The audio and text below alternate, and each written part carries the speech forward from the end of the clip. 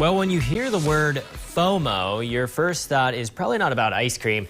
The phrase typically refers to the fear of missing out. But one ice cream shop is bringing a whole new meaning to it. New this morning, Aaron Fields joins us to tell us about FOMO 1040 and how its mission is more than selling sweet treats. Good morning, Aaron.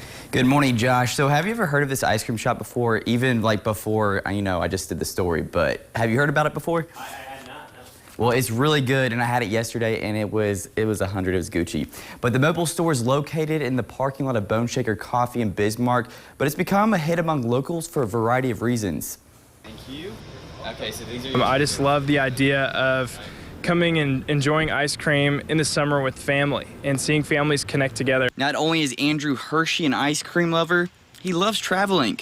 He spent a year seeing parts of the world most people wouldn't want to step foot in. Highest amounts of violence, highest amounts of persecution, lowest amounts of freedom, lowest amounts of education, highest amounts of poverty.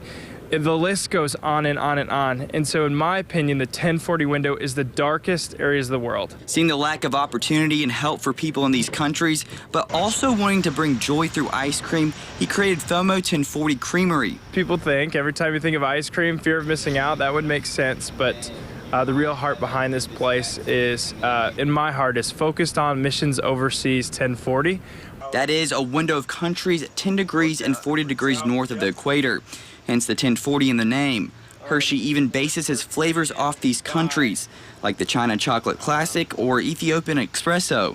But if we can just put them on the map, hopefully we can see that those countries change over time and more travelers will come and be able to see some of the most amazing places in the world.